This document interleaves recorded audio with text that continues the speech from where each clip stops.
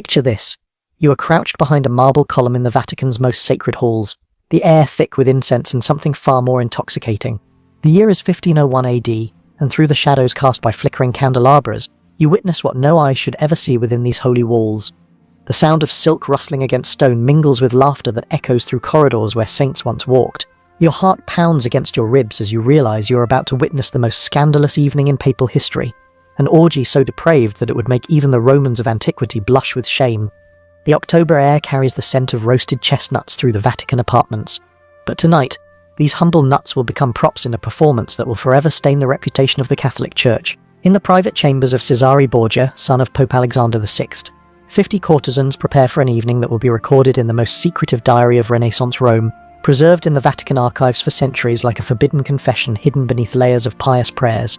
Before diving into these forgotten stories of survival and suffering, if you enjoy learning about the hidden truths of history, consider hitting that like button and subscribing for more content like this.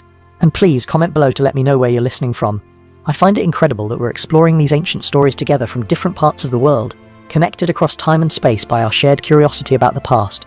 The man who would become known as the most perverted pope in history was born Rodrigo de Borja y Doms on January 1st, 1431 AD, in the Spanish town of Xàtiva near Valencia. The dust of Spanish roads clung to his childhood memories, but destiny would carry him far from those humble beginnings to the marble corridors of Vatican power. His uncle, Alfonso de Borja, had already begun climbing the ecclesiastical ladder, and when Alfonso became Pope Calixtus III in 1455 AD, young Rodrigo's fate was sealed like wax on a papal bull. At 25, Rodrigo was made a cardinal deacon, not through divine calling or spiritual devotion, but through the ancient art of nepotism that flowed through the church's veins like poison through a dying body. The young Spaniard arrived in Rome with hunger in his eyes and ambition burning in his chest, ready to devour whatever opportunities the Eternal City might offer. Rome in the late 15th century was a city of contradictions that would have made Dante weep with recognition. By day, pilgrims knelt in reverence before gilded altars, their prayers rising like smoke toward heaven. By night, the same streets witnessed transactions that would make merchants of flesh wealthy beyond their wildest dreams. The papal court had become a marketplace where everything, including salvation itself, carried a price tag written in gold ducats. Rodrigo Borgia understood this world better than most. He accumulated wealth with the methodical precision of a spider spinning its web, collecting ecclesiastical benefices across Europe like a merchant hoarding precious stones. His lifestyle was that of a Renaissance prince rather than a man of God. Lavish banquets, magnificent palaces, and a succession of mistresses who bore him children with the regularity of seasonal harvests. The most significant of these relationships was with Vanadza Catanei, a Roman noblewoman whose beauty was matched only by her understanding of how to navigate the treacherous waters of papal politics. Between 1474 and 1482 AD, she bore Rodrigo 4 children who would become central figures in the dark drama that was about to unfold: Juan, Cesare, Lucrecia, and Geoffrey. Each child represented a chess piece in Rodrigo's grand game of power, their lives sacrificed on the altar of their father's overwhelming ambition. Even as a cardinal, Rodrigo's behavior scandalized Rome, no small feat in a city where scandal was as common as morning bread. Pope Pius II wrote him a scathing letter in 1460 AD, condemning conduct in Siena that had shocked the whole town and court. But shame was a luxury Rodrigo could not afford. He had a papacy to win, and moral reservations were obstacles to be overcome rather than principles to be honoured. The conclave of August 1492 AD unfolded like a carefully choreographed dance of corruption. Behind closed doors in the Sistine Chapel, beneath Michelangelo's future masterpiece, 23 cardinals gathered to choose the next vicar of Christ. Gold changed hands with the fluidity of water, promises were whispered like prayers, and benefices were distributed like communion wafers. When the smoke finally cleared on August 11, 1492 AD, Rodrigo Borgia emerged as Pope Alexander VI, a victory achieved through what contemporaries openly acknowledged as simony, the buying and selling of holy offices. The Romans, surprisingly, celebrated. They had grown accustomed to their Spanish cardinal, and they anticipated a pontificate of magnificence and energy. Bonfires illuminated the 7 hills, torchlight processions wound through ancient streets, and triumphal arches rose like prayers made manifest in stone and wood. The new pope's coronation at St. Peter's Basilica on August 26th was greeted with what observers called the greatest ovation any pontiff had ever received. Alexander VI began his reign with measures that seemed to promise reform. He restored order to Rome's streets, where over 200 assassinations had occurred in just a few months before his election. He established districts with magistrates empowered to maintain peace, and he personally heard grievances every Tuesday, dispensing justice with what contemporary observers praised as admirable efficiency. For a brief moment it seemed that divine providence had placed the right man on the throne of St. Peter. But power, like wine, reveals character rather than creating it. Alexander's initial reforms were overshadowed by his relentless pursuit of advancement for his children, particularly his sons Juan and Cesare. Juan was made Duke of Gandia in Spain and married to a cousin of the Spanish king. Cesare, despite being only 18, was appointed to the prestigious Archbishopric of Valencia and later elevated to cardinal positions he treated as stepping stones rather than sacred callings. The papal apartments during Alexander's reign became a theatre where the sacred and profane performed an obscene ballet. Dinners stretched late into the night, accompanied by entertainment that pushed the boundaries of acceptable behaviour, even by Renaissance standards. Alexander's mistress, Julia Farnese, known throughout Rome as Julia la Bella for her extraordinary beauty, moved through the Vatican corridors as freely as any cardinal, her presence a constant reminder that the Pope's spiritual vows had been trampled underfoot by earthly desires. Johann Burchard arrived in this world of contradictions as a meticulous observer, armed with a quill and an unforgiving memory. Born around 1450 AD in Niederhaslahart, Alsace, this German priest had studied canon law and risen through ecclesiastical ranks to become the papal master of ceremonies, a position that granted him intimate access to the most secret moments of papal life. Beginning in 1483 AD, under Pope Sixtus IV, Burchard maintained what he called his Liber Notarum, a detailed diary that recorded both the magnificent ceremonies and the scandalous conduct of 5 different popes. Burchard was no romantic. He possessed the soul of an accountant and the eye of a court stenographer. His writings lack the flourishes of contemporary chroniclers, but they carry the weight of truth precisely because of their dry, matter-of-fact tone. He recorded papal ceremonies with the same attention to detail that he devoted to papal scandals, creating a documentary record that would eventually make even hardened Vatican archivists uncomfortable. The Master of Ceremonies occupied a unique position within the papal hierarchy. He was neither high enough to participate in the corruption, nor low enough to be excluded from witnessing it. Like a shadow cast by candlelight, he moved through the Vatican's most private spaces, observing everything while appearing to matter very little.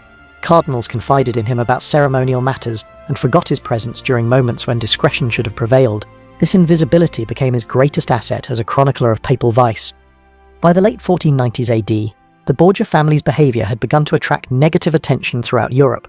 Alexander's eldest son Juan had become Duke of Gandia, but his character proved as corrupt as his elevation was undeserved. Stories circulated about Juan's cruelty, his sexual excesses, and his incompetence as a military commander. The golden boy of the Borgia dynasty was becoming a liability that even his devoted father could not ignore. The events of June 14, 1497 AD changed everything. Juan's body was discovered floating in the Tiber River, his throat cut and his body bearing 9 wounds. The murder sent shockwaves through Rome and struck Alexander with grief so profound that observers wondered if divine justice had finally visited the Borgia family. For 3 days and nights, the Pope refused food and sleep, weeping behind closed doors like a broken man rather than the mighty pontiff who had once intimidated kings. In his anguish, Alexander announced a program of church reform. He called for measures to restrain the luxury of the papal court, reorganize the apostolic chancery, and suppress simony and concubinage. For a brief moment, it seemed that personal tragedy might accomplish what years of criticism had failed to achieve. A commission of cardinals and canonists began drafting ordinances that anticipated the reforms of the Council of Trent, still decades in the future. But grief, like everything else in Alexander's character, proved temporary. Within months, the reform proposals were forgotten, filed away like embarrassing love letters from youth. The Pope's attention turned to his surviving children, particularly Cesare, whose iron will and ruthless ambition would now drive the family's agenda. If one had been Alexander's heart, Cesare was his sword, sharp, cold, and utterly without conscience. Cesare Borgia possessed a magnetism that drew admirers and enemies alike. Tall, handsome, and possessed of an intelligence that bordered on genius, he had initially been destined for the church like his father, but Cesare's talents lay in warfare and statecraft rather than theology. He resigned his cardinalate in 1498 AD, the first cardinal in history to voluntarily abandon the sacred office, and set his sights on secular power. The political landscape of Italy provided Cesare with opportunities that would have challenged even Machiavelli's imagination. The French King Louis XII needed papal approval for an annulment of his marriage, while various Italian duchies stood ripe for conquest by a sufficiently ruthless commander. Alexander saw in these circumstances a chance to create a kingdom for his son, even if it meant allying with foreign invaders against fellow Italians. Through a combination of siege warfare, assassination, and political manipulation, Cesare carved out a domain in central Italy that made him one of the most powerful men in Europe. His methods were so effective that Niccolò Machiavelli would later use him as the model for the prince, admiring Cesare's ability to combine cruelty with efficiency in the pursuit of political goals. But such success required resources that even papal coffers could not easily provide, leading Alexander to increasingly creative methods of fundraising. The sale of indulgences, church offices, and even cardinals' hats became systematic during Alexander's later years. Wealthy families could purchase ecclesiastical positions for their sons, effectively buying salvation along with social status. The College of Cardinals expanded not through spiritual merit, but through financial contribution, as Alexander appointed 47 new cardinals during his reign, each appointment representing thousands of ducats flowing into the papal treasury and ultimately into Caesare's war chest. Rome during this period resembled a city under occupation by its own rulers. The Borgia family treated the papal states as their personal kingdom, with Alexander as patriarch and Caesare as crown prince. Lucrezia, despite later rehabilitation of her reputation, was used as a political pawn in marriage alliances that served family interests rather than her personal happiness. Her first marriage to Giovanni Sforza was annulled on grounds of impotence when political circumstances changed, and she was quickly remarried to Alfonso of Biseglia, who was later murdered, possibly on Caesare's orders, when that alliance no longer served Borgia interests. The Vatican apartments during these years became a stage for increasingly elaborate entertainments that tested the boundaries of acceptable behaviour, even by Renaissance standards. Alexander delighted in theatrical performances, musical concerts and dinner parties that extended deep into the night. Guests included cardinals, ambassadors, wealthy merchants, and an assortment of courtesans whose beauty was matched only by their discretion, or lack thereof. These gatherings served multiple purposes beyond mere entertainment. They were demonstrations of papal wealth and power, opportunities for political negotiation, and testing grounds for loyalty among Alexander's supporters. Cardinals who participated in the Pope's entertainments were implicated in his behaviour, making them reluctant to criticise or betray him. Those who refused invitations marked themselves as potential enemies, subject to the kind of retribution that had befallen so many of the Borgia's opponents. The autumn of 1501 AD found the Borgia family at the height of their power, and perhaps their corruption. Caesare had successfully completed his conquest of the Romagna, earning praise from military observers throughout Europe. Alexander had weathered various political crises, including the invasion of Charles VIII, and ongoing conflicts with rival noble families. The Jubilee year of 1500 had brought hundreds of thousands of pilgrims to Rome, filling both the papal treasury and the city's brothels with equal enthusiasm. It was in this atmosphere of triumph and moral decay that Cesare Borgia conceived what would become known as the Banquet of Chestnuts. The exact motivation for the event remains unclear. Was it celebration, political theatre, or simply the logical culmination of years of increasingly outrageous behaviour? Contemporary sources offer various explanations, but they agree on the essential facts that would shock even seasoned observers of papal vice. October 31st, 1501 AD, All Hallows' Eve, when the boundary between sacred and profane was traditionally acknowledged to be at its thinnest. The date might have been chosen deliberately, or it might have been mere coincidence that the most infamous papal orgy in history occurred on a night when ghosts were said to walk freely among the living. In either case, the symbolism was perfect. On a night dedicated to remembering the dead, the Borgia family was about to commit acts that would kill whatever remained of papal dignity. Chisitra's apartments in the Vatican occupied part of the papal palace that had been magnificently decorated by Pinturicchio during the early years of Alexander's reign. The frescoed walls depicted scenes from classical mythology and Christian history, creating an ironic backdrop for events that belonged to neither tradition. These rooms, designed to showcase the wealth and cultural sophistication of the Borgia Pope, would instead become the setting for an evening that epitomized everything critics had accused the family of representing. The guest list for the evening revealed the breadth of corruption that the Borgias had achieved. Cardinals who should have been spending the evening in prayer mixed with Roman nobles whose wealth had purchased their silence about previous papal scandals. Diplomats from various European courts attended, perhaps viewing the evening as an opportunity to gather intelligence about papal intentions, or perhaps simply drawn by curiosity about how far the Borgias would push the boundaries of acceptable behaviour. But the true stars of the evening were the 50 courtesans whom Cesare had assembled for the entertainment of his guests. These were not common prostitutes pulled from Rome's streets, but sophisticated women who understood the delicate art of providing pleasure while maintaining the discretion that powerful men required. Many had previous experience at papal entertainments. They knew the rules of engagement and the rewards that awaited those who pleased their influential clients. Johann Burchard, in his capacity as Master of Ceremonies, was present that evening not as a participant but as an observer. His official duties required him to be available for any ceremonial functions that might arise, even during private entertainments. This professional obligation placed him in the perfect position to witness and record events that other observers might have preferred to forget. His account, written in Latin with the clinical detachment of a medical examiner, preserves details that illuminate both the specific events of that evening and the broader moral climate of Alexander's papacy. According to Burchard's meticulous record, the evening began conventionally enough with dinner served in Caesare's private chambers. The meal featured delicacies appropriate to the season and the social status of the guests, accompanied by wines from the papal cellars that had been carefully aged in Roman caves. Conversation flowed as smoothly as the wine, touching on politics, military campaigns, and artistic patronage, topics that allowed the assembled company to demonstrate their sophistication and cultural refinement. The atmosphere began to change as servants cleared away the dinner plates and the evening's true entertainment commenced.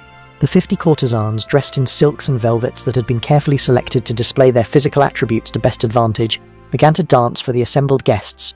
The music, provided by musicians who had been sworn to secrecy about the evening's proceedings, created rhythms that encouraged increasingly intimate movement. What followed challenged even the broad definitions of acceptable behaviour that had evolved during Alexander's papacy.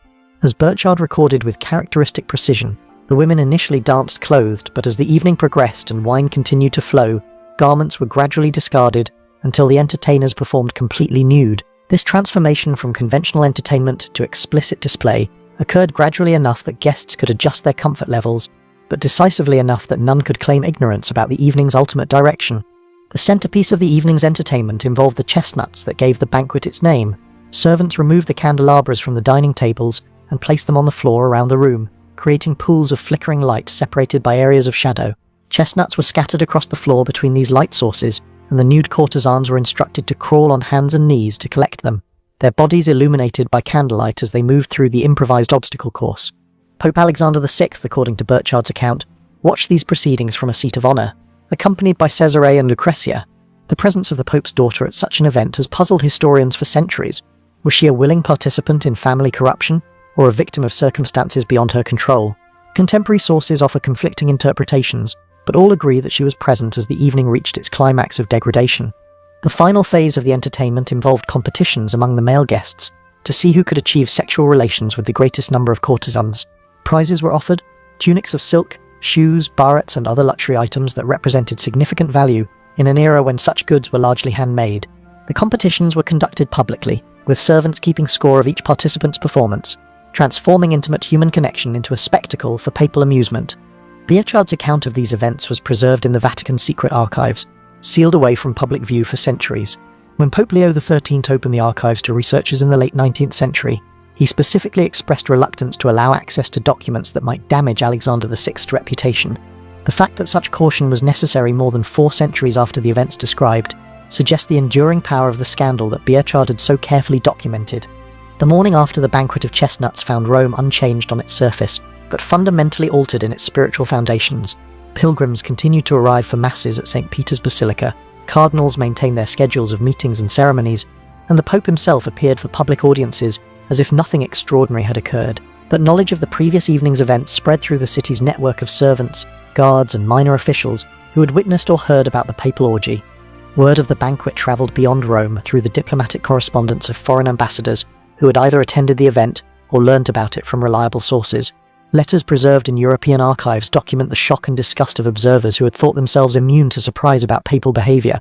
Even representatives of secular rulers who maintained their own courts of considerable moral flexibility expressed amazement at what had transpired in the sacred precincts of the Vatican. The political implications of the scandal extended far beyond questions of personal morality. Reformers throughout Europe, including figures like Girolamo Savonarola in Florence, seized upon reports of the banquet as evidence that the papacy itself had become irredeemably corrupt. Calls for church councils to depose Alexander VI gained new urgency, supported by detailed accounts of behaviour that seemed to confirm the worst accusations against the Borgia Pope. Alexander's response to criticism was characteristically defiant. Rather than expressing remorse or implementing reforms, he intensified his support for Cesare's military campaigns and continued to live with the same magnificent excess that had characterized his entire papacy. If anything, the scandal seemed to liberate him from whatever restraints had previously limited his behavior, as if public acknowledgement of his corruption freed him from the necessity of maintaining even superficial respectability. The banquet of chestnuts occurred near the end of Alexander's papacy, but it was not an isolated incident of moral failure. Instead, it represented the logical culmination of years of steadily escalating corruption that had transformed the papal court into something that would have been unrecognizable to earlier generations of Christian believers. The sacred and profane had become so thoroughly intermingled that distinguishing between them required an effort that few were willing to make. Cesare Borgia's career continued to flourish in the immediate aftermath of the scandal, suggesting that moral outrage had little impact on political calculations in Renaissance Italy. His military successes continued to earn praise from observers who admired effectiveness regardless of the personal character of those who achieved it. Machiavelli's later analysis of Cesare's methods explicitly separated political skill from moral virtue, arguing that successful rulers must be willing to employ any means necessary to achieve their ends. but success built on such foundations proved temporary. Alexander VI died on August 18, 1503 AD, possibly from malaria, but surrounded by rumours of poisoning that reflected the atmosphere of suspicion and violence that had characterised his reign.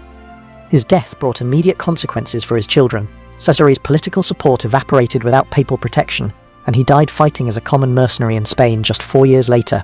Lucrezia survived to become Duchess of Ferrara, but her later life was overshadowed by the scandals of her youth and the notorious reputation of her family. The new Pope, Julius II, refused to occupy the Borgia apartments where the banquet of chestnuts had taken place.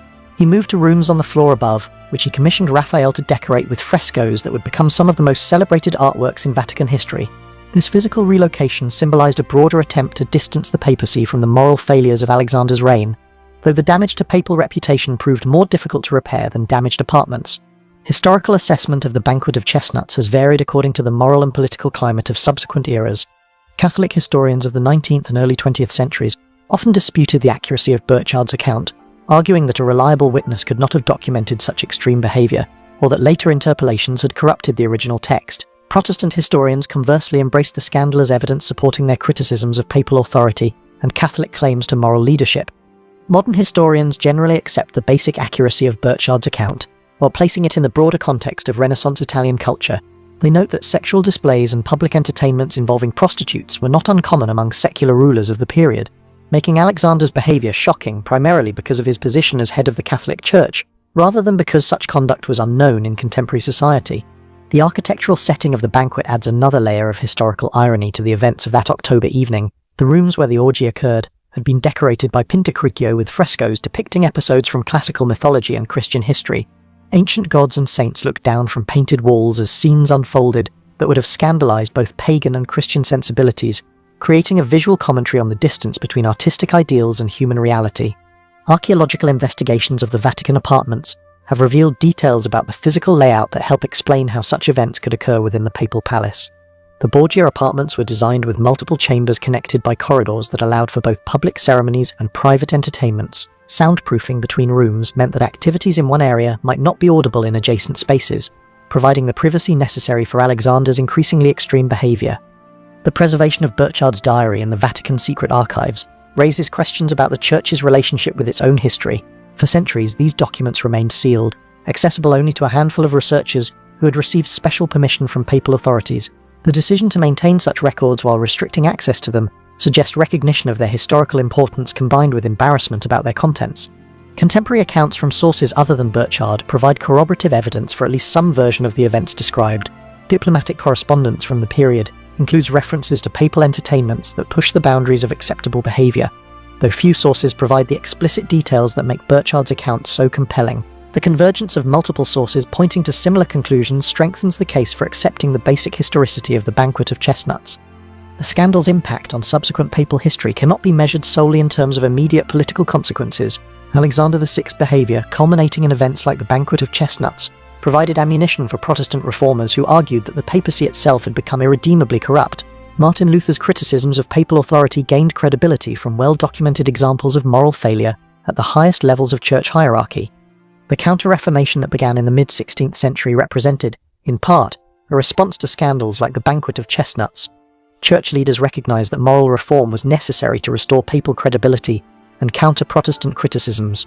The Council of Trent's emphasis on clerical discipline and the establishment of seminaries for priestly education addressed problems that had been dramatically illustrated by Alexander VI's conduct, but reform came at a cost that extended beyond mere policy changes. The Baroque magnificence of post-Tridentine papal ceremonies represented an attempt to restore dignity to papal authority through visual splendor and carefully choreographed ritual.